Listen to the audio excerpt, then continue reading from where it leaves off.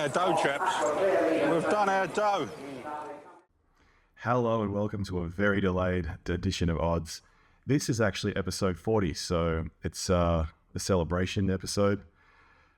It feels like a long time, it also feels like a very short time, and that profit level has just dropped and dropped and dropped from the heady days of 40% down to the 20s, rapidly through the 10s, and then just fighting for life in this single-digit sort of zone. So currently at about 2.7%, still up around 10% on racing specifically, around $195, but the sport has tanked down to now minus like $117. So with the variations in bets each week overall, it's around about 3%. And the ASICs has tanked at the same time. That was up to about 9% a couple of weeks ago. And where is it now? It's basically negative 0.08% from that starting point in June 14. So that is something to, well, not be happy about, but it makes us look a lot better to be free falling at the same time. And who's going to rebound first? So really the name of the game is have to start delivering some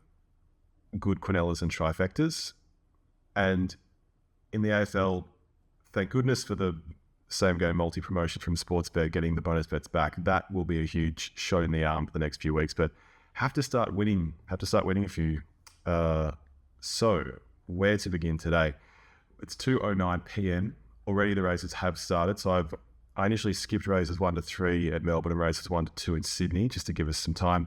I've gone over, so the bets that I put on have already started. So to begin with, quick recap of last week. Vinrock was really impressive in winning. Middle Earth was really impressive in winning. Enriched was great. They were basically the only winners I had. And it was one of those weeks where just through steady accumulation, just a few dollars here and there, I managed to scrape back 42 out of the 50 without any real highlights or things to hang your hat on. So that was the good. In the losing categories, Seriously Hot, Petit Artiste, some of these outsiders I had dips on were no good. Berkshire Breeze, Mr. Brightside was strong, but a well-deserved win for Tom Kitten. He's had such bad luck at times, and I was very, very happy to see him win. And the quaddy ended up paying about $600. And if you multiplied all the legs together, it should have paid about $160. So obviously everyone took Mr. Brightside and another Will as 2 horses out in that race. No one put in Tom Kitten. So huge quaddy collecting, huge moral victory for anyone who just bypassed the favourites. And I was sort of glad to see another Will didn't really deliver much. Brightside was obviously only just beaten. Captured by Love, Mahaba, Benedetta, all no good. I totally missed the Bernard Jolly Star. I didn't know it was set for this. I didn't know that the sectionals were so compelling. So that is a tough lesson for me to learn. More on sectionals to come in the coming weeks. Lady Pankhurst, Maruna, all no good. So anyway, got back to 42, minus $7, which equates to minus 14% on racing across both for the day, considering we lost on sport, minus 40%. And we got back $8 in bonus bets on racing, 20 from the sport, thank God. And so that's all to bet today. Real return, 2.61%. Red alert, the sirens are going. So anyway, we get into today. So just a recap of where we were actually at. Caulfield race 1, it was a terrible betting race. It was like 5 or 6 horses. Looked through the field. Banker's Choice was really tough on pace last time, so I normally put that on top. I had like $1 to the win. It really would have been a race where I wouldn't have recommended to bet. Anything could happen in a 5-horse field. I was surprised LaDonda be folded up so meekly, but it was very good that if you did exotics like Banker's Choice into field, that Spaycast around second. So would have made a small profit there. Race 2 we've lost. Would have backed either Regal Vow or Brazen Lady. Regal Vow ran third, so might have been a bonus bet back. The other ones I really couldn't tell the difference, so it would have been a loss there. Race 3 would have also been a loss. I would have backed again Miss Aria. The money came for it late. Samangu drifted, but Samangu was the one, came out of the pack and won really well, so would have lost there. Had roll on high in all the exotics. Didn't matter, didn't have Samangu, and would have had a little dip on Sonic Boom, but again, that did nothing.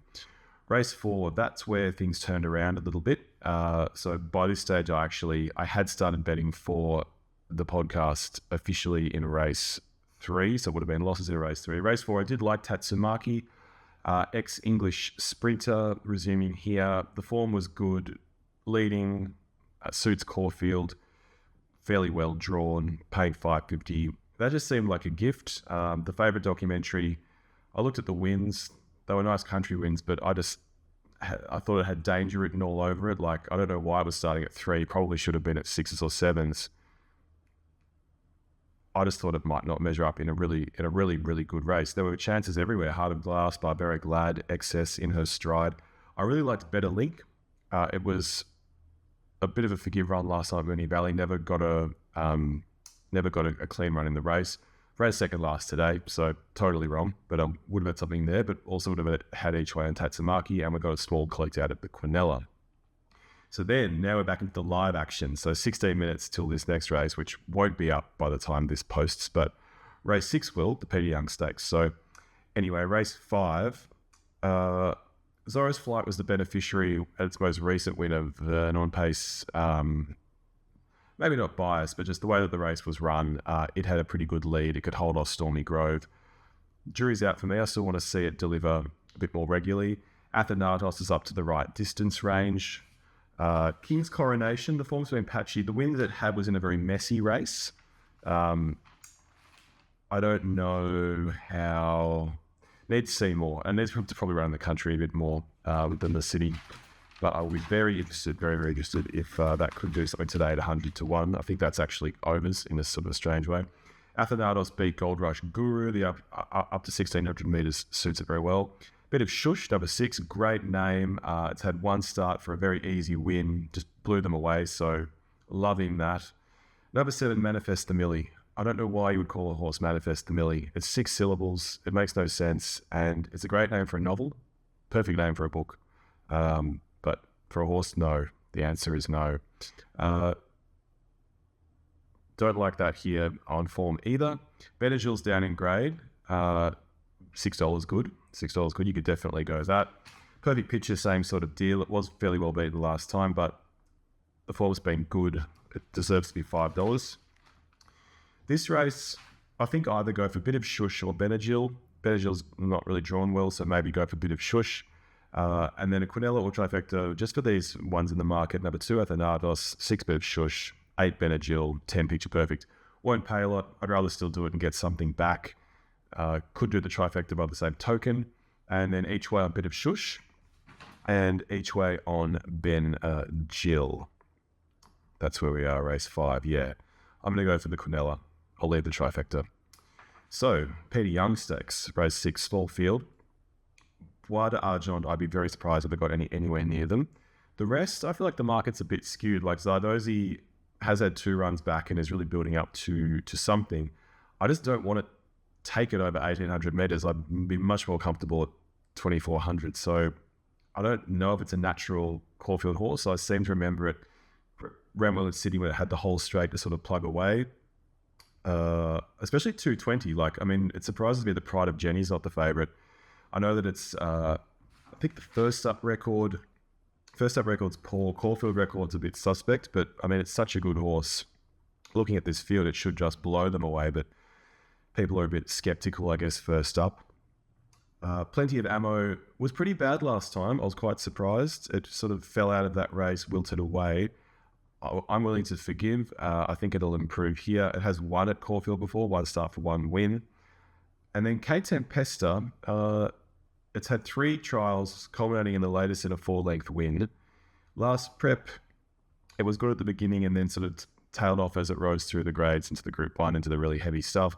I feel like it's a forgive. I think that now we're going to see a second prep and there's a lot to like. The trials are a really good sign.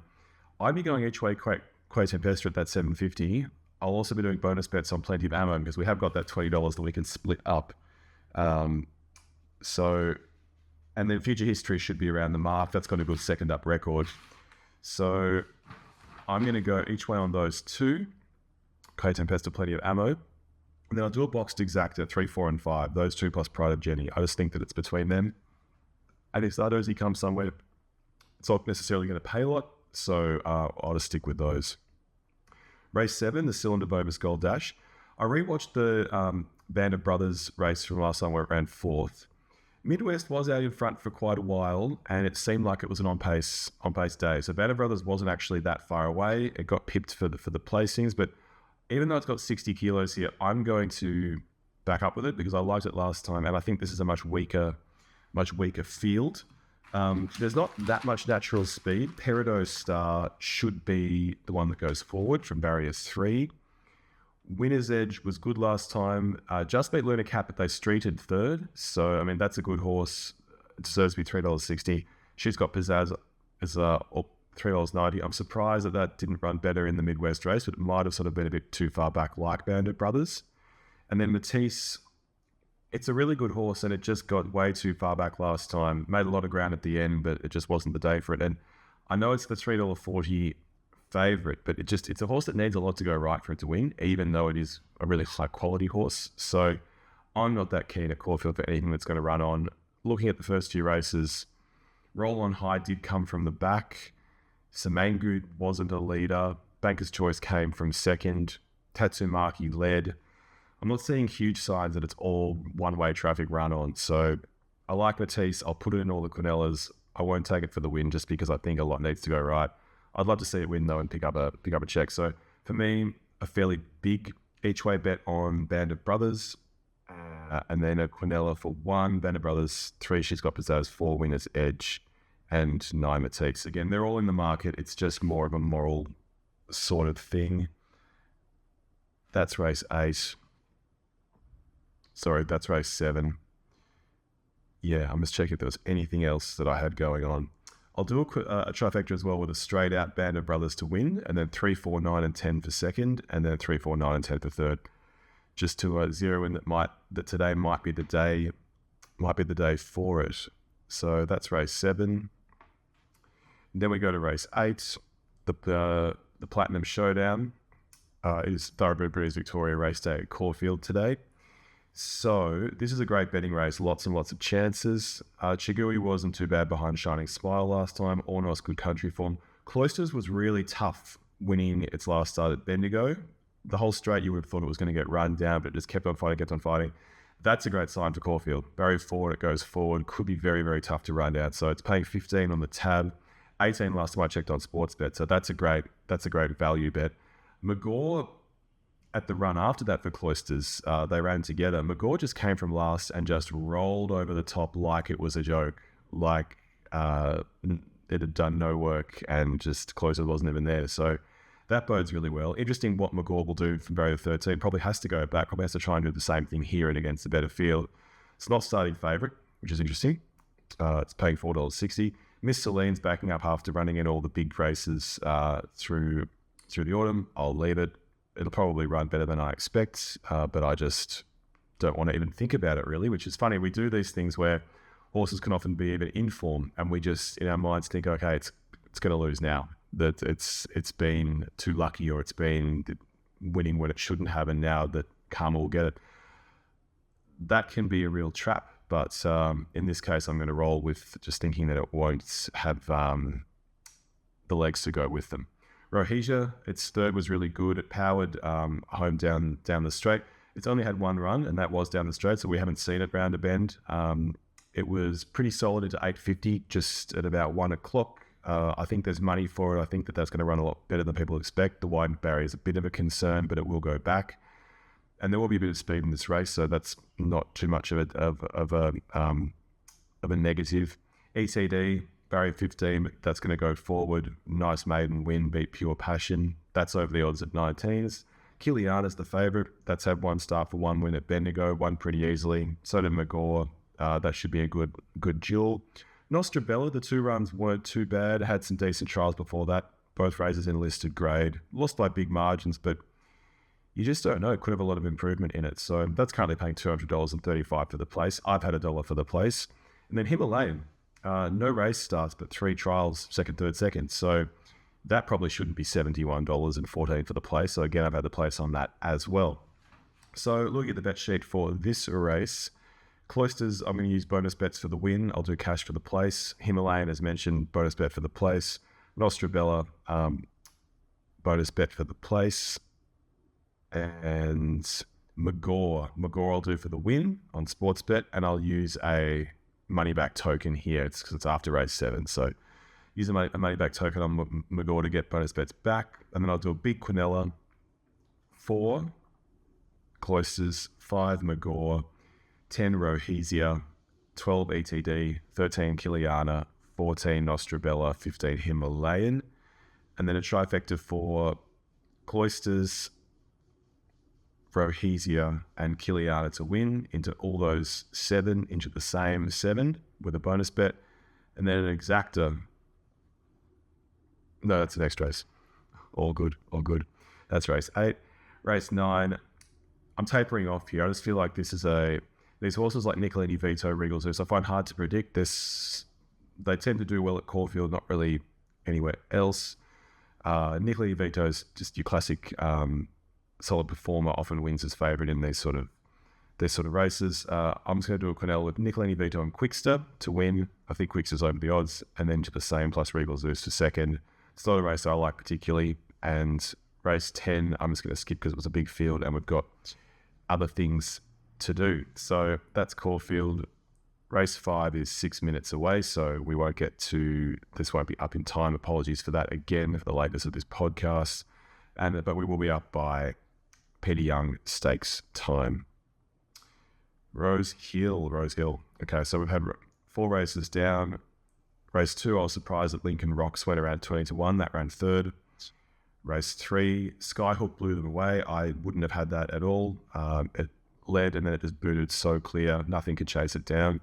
Horses have been making ground down the outside, so you can make ground. Just in that race, Skyhook just must be a lot better than I expected. I would have had money on Valedictorian and Comedy. Did nothing. Even Barbarossa, I thought was really a value bet because it had no run last time and didn't really get a crack at them. It was 40-1 here. Dusty Bay had a great maiden win. I would have had all of those, so I would have been nowhere near it. And then race 4, that's actually, I've just seen the results come through. That's actually been very good for me because I would have had Memo for the win. So Memo for the win, Karinska for the win that came nowhere. Then Alabama Magic with bonus bets each way. That's run third and paid 6 for the place. So that would have been good. And then Quinella, 1, 2, 3, 4, 7, 9. They've actually run the trifecta. So that would have been quite good. But I didn't take a trifecta, just took the Quinella. So that will be some money back. But getting into the main event, so Sky High Stakes, 24 minutes away, that won't be up, but we haven't got any bets here either. Lindemann ran really well last time in that hot race of Fangirl and Via Sistina. There was really no speed in that. Lindemann was one of the only horses to go forward, so that was probably always going to be the beneficiary of zero competition.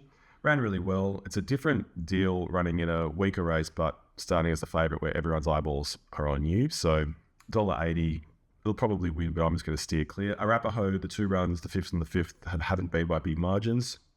So that's quite a possibility.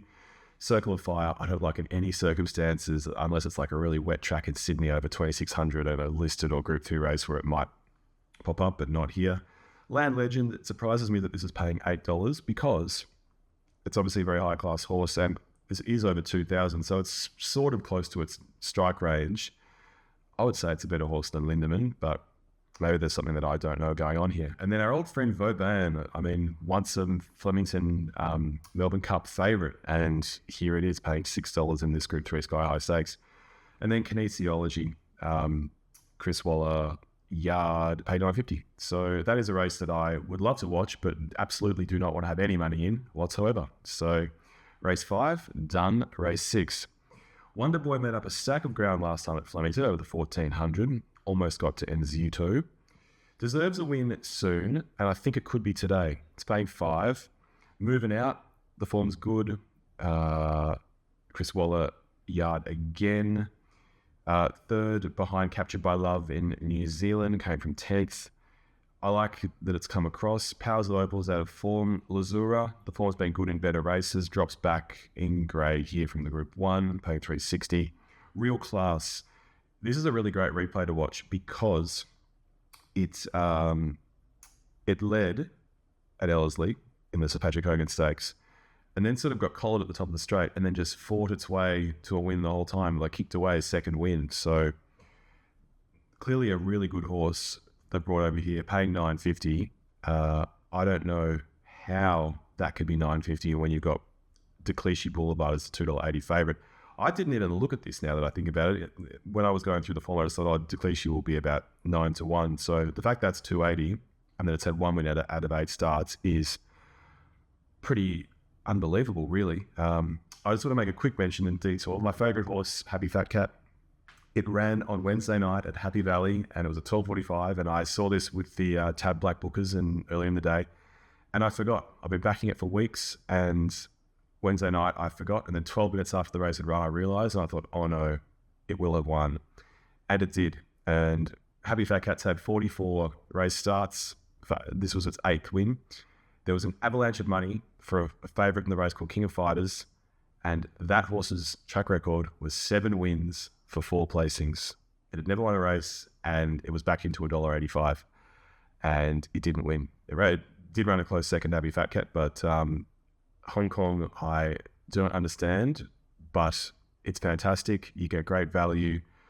There are long shots winning all the time. The form makes no sense. I hope that nothing changes and it stays the same, and it can be a great cash cow operation forever and ever and ever. So anyway, that's a segue. I will not miss the Happy Fat Cat next time it runs. But anyway, back to business at Rosehill. Wonder Boy each way is the way that I want to go. Lazura also as a win bet, so 1 bet on the tab, 1 on sports bet, and then a Quinella for 1 Wonder Boy, 7 moving out, 9 Lazura, 10 Real Class. I think that's the way to go. I've made notes that Real Class, amazing win. So then we're on to race 7, the Maurice McCartan Stakes, Group 3, 1100. Felix Majestic is a really top horse on dry ground, which it gets today. It's first up. It hasn't got a great first up record, but I'm going to overlook that and have something on it at 15s. Skyhook led all the way. Felix will go forward from barrier 6. I just like the value of it. Pisanello I'm going to take on, but that's had 2 good trials and a recent trial win, so the writing's on the wall there. And then Coal Crusher, always value, always bobs up, so definitely in exotics. So each way on Felix Majestic, something for the win on Coal Crusher, and then a Quinella for 1, 2, 3, and 4. Coal Crusher, Insurrection, Felix Majestic, Eagle Nest. Race 8, the Coolmore Classic, great race. Lady of Camelot, Lady Shenandoah. Alsafina had the poor run first up. Alenchi has been consistent. Amelia's Jewel won well last time, almost 50% winning strike rate. Paying 7 here, that's hard to believe. Lady Shenandoah is poorly drawn, but is the $2.70 favourite. Grinzinger Bell, everyone seems to have forgotten the amazing form that it had, and now it's $34 on the tab, 41 on Sportsbet, so that's crazy. Firestorm is a really good horse, a winner out of Sotono Aladdin. A winner in the sense that I mean that it usually wins at big odds when it does win, and usually wins every 5 or 6 runs. So that's to consider. Manal, over the odds, 26s. This is a race with really good value. And Our Gold Hope, 13 starts, 2 wins, 5 placings. Number 14, 51 kilos on its back, 100 to 1. It's had 3 runs in Group 3, Group 2, Group 2. The margins haven't been that big. It ran on behind Willado, only 3 lengths behind. Ran on for 6th behind Firestorm, only 2.5 lengths behind. And then when it got to 1,400 metres behind Amelia's Jewel, again, ran on and was only 2.6 lengths behind. I feel like the rise in distance will suit, even though it's only 100 metres, and just have a place bet on that. There's some value there. So I'm going to go each way on Grinzinger Bell. The value's monstrous. A small win bet for Amelia's Jewel, and then a Quinella for 1, 8, 9, 10, 14. Amelia's Jewel, Grinzinger Bell, Firestorm, Manal, and Our Gold Hope. Race 9, I'm going to skip on because I'm running out of cash. That's the Ajax Stakes.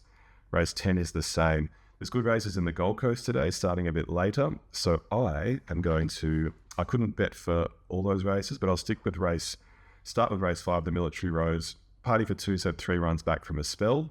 I like it as a horse. I backed it before. It's well drawn in barrier 2. It's paying $4.40. It's a second favourite. No, it's just come into favoritism. So Mighty's paying $4.60. I like it. It's a little bit down in class. Chinny Bird is a little bit out of form. So just a win bet for Party for 2. And then we get a race saver, second or third bonus bet.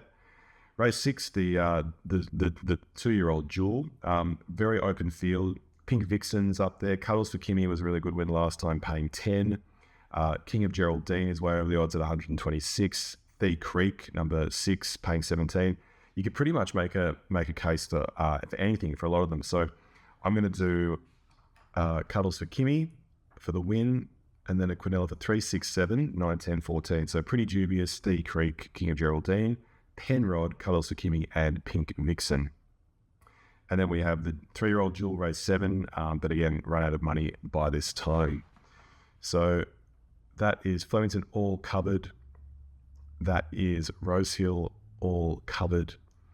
And that is the Gold Coast. Yeah, so 50. So then getting on to sport, picking the AFL game today, North versus the Dogs. I think North will get closer than people think. So North with a 35.5 point head start. Sam Darcy to kick 1. And if North play well, Nick Larkey for 2 or more. So that's paying about $2.40. We'll put $20 on that and bonus bets back regardless for next week if we lose. So apologies again that this is a late episode. And it was my birthday yesterday, and it was a bit of well, not a big night, but that was a little bit contributing to this delay. So anyway, let's hope some birthday luck can fall my way today to pump up our flailing and flagging percentage. But with all these bonus bets in tow, I feel some things are going to start to prop up. And then in the footy, there's a sports bet bonus bet back on every game, same game multi. That's a great thing to make the most of.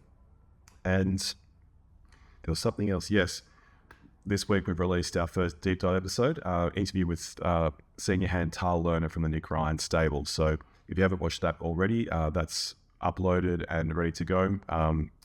Talking about Under the Louvre, talking about Royal Ascot, talking about the ins and outs of working in a stable. I found it really interesting, and I hope you do as well. So that's up. And yeah, have a fantastic weekend of racing, betting, and AFL. And then came Sweet Liaison as they turned for home. Jefferson, he's been in front every inch of the way. He's out like 2.